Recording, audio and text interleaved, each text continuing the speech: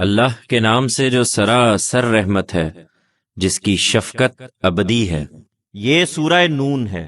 قلم گواہی دیتا ہے اور جو کچھ لکھنے والے اس سے لکھ رہے ہیں کہ اپنے پروردگار کی عنایت سے تم کوئی دیوانے نہیں ہو، اور تمہارے لیے یقیناً وہ صلہ ہے جس پر کبھی زوال نہ آئے گا، اور تم بڑے اعلیٰ اخلاق پر ہو۔ اس لیے عنقریب تم بھی دیکھ لو گے اور وہ بھی دیکھ لیں گے کہ تم میں سے کس گروہ میں ہے جو فتنے میں پڑا ہوا ہے۔ تمہارا پروردگار ہی بہتر جانتا ہے کہ کون اس کی راہ سے بھٹکے ہوئے ہیں، اور وہی بہتر جانتا ہے کہ کون راہ راست پر ہیں۔ اس لیے تم ان جھٹلانے والوں کی کسی بات پر کان نہ دھرو۔ یہ تو چاہتے ہیں کہ تم ذرا نرم پڑو، پھر یہ بھی نرم پڑ جائیں گے۔ ہرگز کان نہ دھرو کسی ایسے شخص کی بات پر جو بہت قسمیں کھانے والا ہے، بے وقت ہے، اشارہ باز ہے، چغلی لیے پھرتا ہے، بھلائی سے روکتا ہے، حد سے بڑھ جانے والا ہے، حق مارتا ہے، پتھر دل ہے، اور اس پر مزید یہ کہ بے اصل بھی ہے۔ یہ اس بنا پر ہے کہ اس کے پاس بہت مال ہے اور بیٹے ہیں۔ ہماری آیتیں اسے سنائیے تو کہتا ہے یہ تو اگلوں کے افسانے ہیں۔ سمجھتا ہے کہ وہ بڑی ناک والا ہے، اس کی یہ سونڈ ہم عنقریب داغ دیں گے۔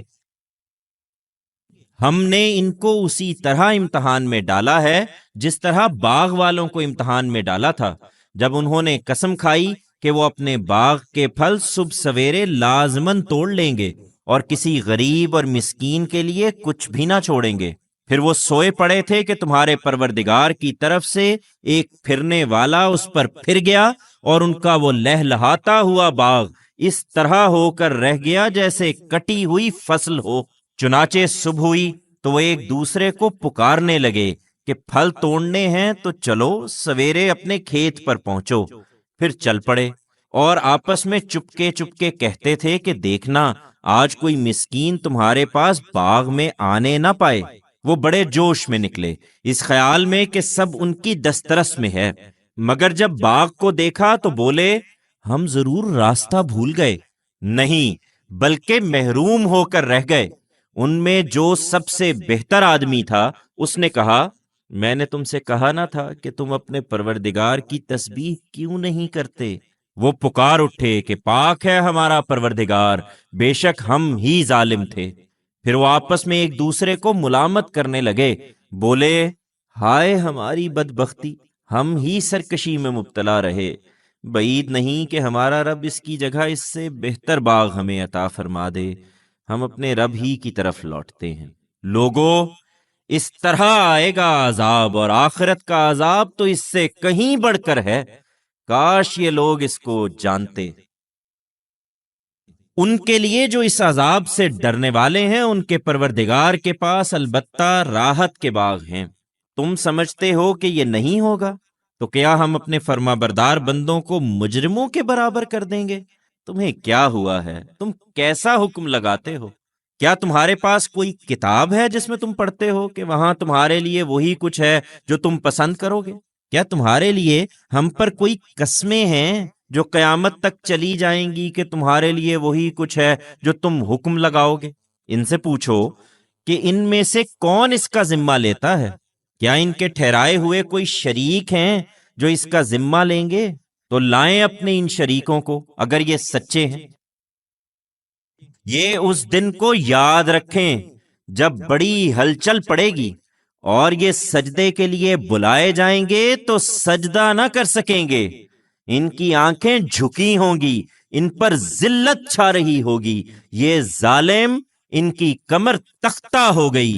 یہ اس وقت بھی سجدے کے لیے بلائے جاتے تھے جب یہ بھلے چنگے تھے۔ سو اب مجھے اور ان کو جو اس کلام کو جھٹلا رہے ہیں چھوڑ دو۔ ہم ان کو وہاں سے بتدریج تباہی کی طرف لا رہے ہیں جہاں سے یہ نہیں جانتے، اور میں ان کو ڈھیل دے رہا ہوں کہ اپنا زور لگا لیں، اس لیے کہ میری تدبیر بڑی محکم ہے۔ یہ سنتے کیوں نہیں؟ کیا تم ان سے کوئی معاوضہ چاہتے ہو کہ یہ اس کے تاوان سے دبے جاتے ہیں؟ یا ان کے پاس غیب کا علم ہے کہ آخرت میں بھی یہی سرخرو ہوں گے اور یہ اس کو لکھ رہے ہیں؟ نہیں، کچھ نہیں۔ اس لیے اے پیغمبر، تم اپنے پروردگار کے حکم کے انتظار میں صبر کیے رہو، اور اپنی قوم کے معاملے میں مچھلی والے یونس کی طرح نہ ہو جاؤ، جب اس نے مچھلی کے پیٹ میں پکارا اور وہ غم سے بھرا ہوا تھا۔ اس وقت اگر اس کے پروردگار کی عنایت اس کے شامل حال نہ ہو جاتی تو اپنی اس عجلت کے نتیجے میں مذموم ہو کر وہ اسی چٹیل میدان میں پڑا رہتا جہاں مچھلی نے اسے اگل دیا تھا، لیکن وہ پلٹا تو اس کے پروردگار نے اثر نو اس کو برگزیدہ کیا اور اس کو اپنے صالح بندوں میں شامل کر لیا۔